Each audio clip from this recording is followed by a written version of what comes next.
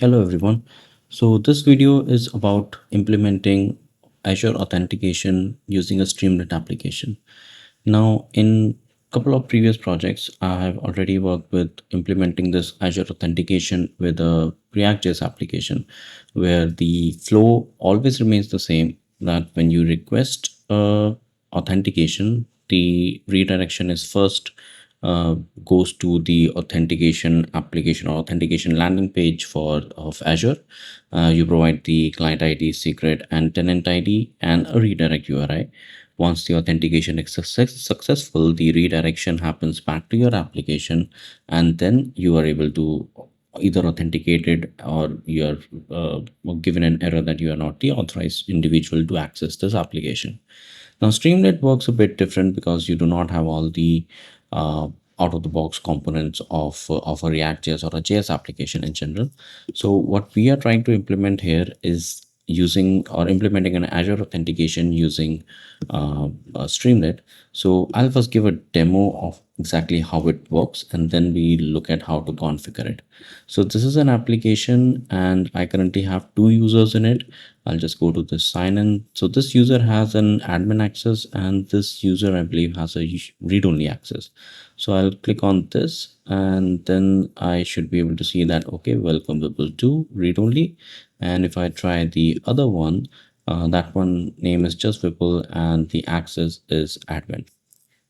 Yes. So now let's see. Now let's first look at the code and then let's look at the configuration for this. So I'll quickly close this, go back and clear the existing run.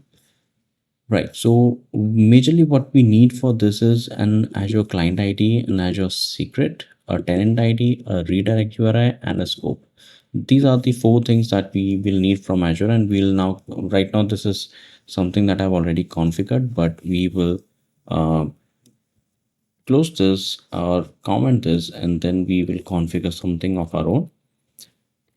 And then we'll see how to configure and how to run this. Now the application is pretty straightforward. You have an app.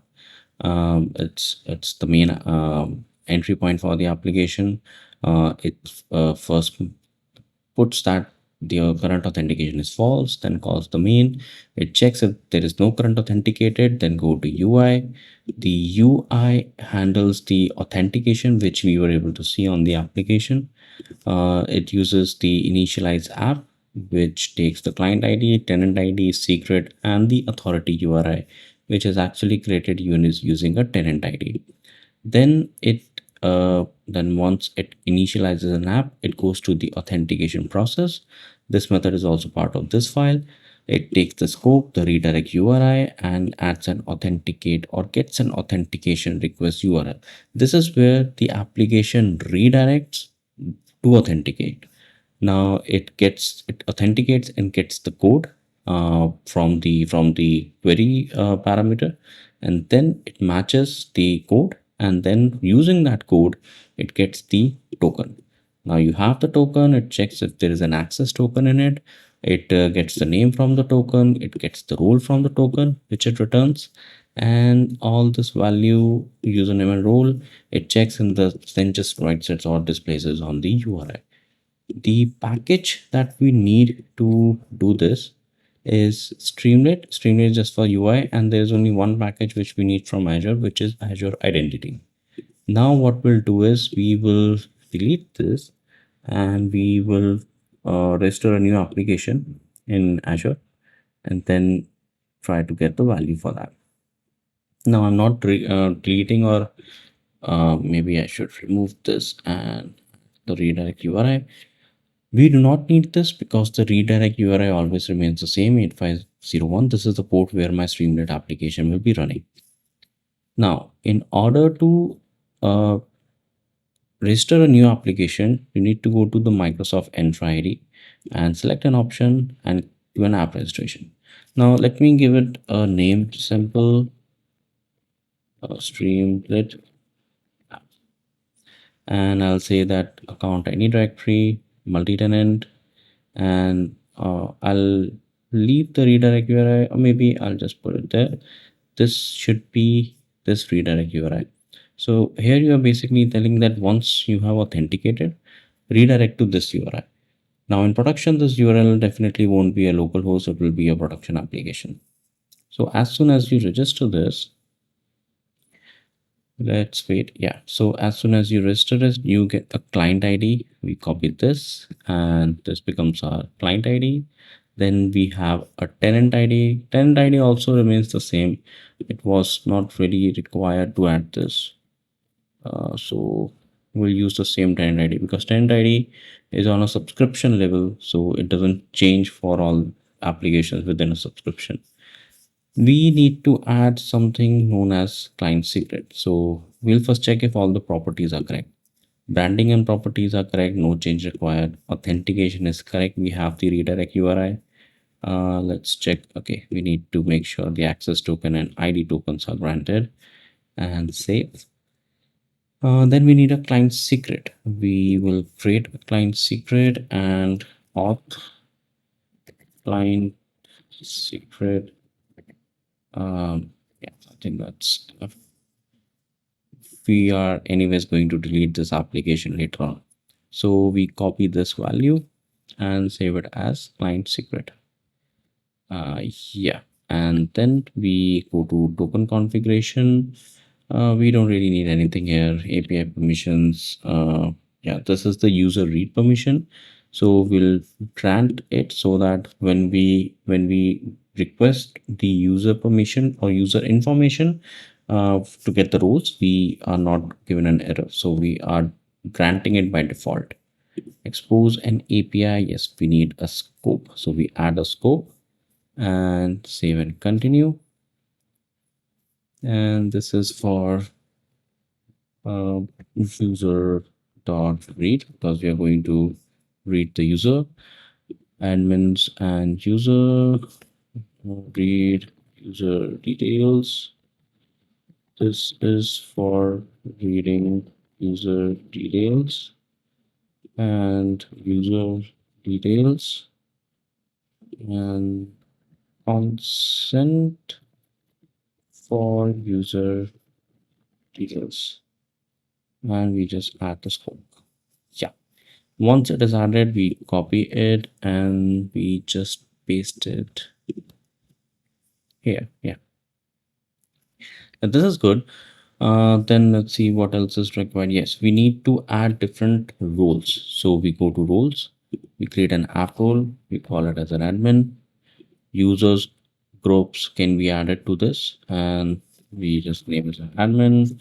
This is for admin access on the application, and we enable this.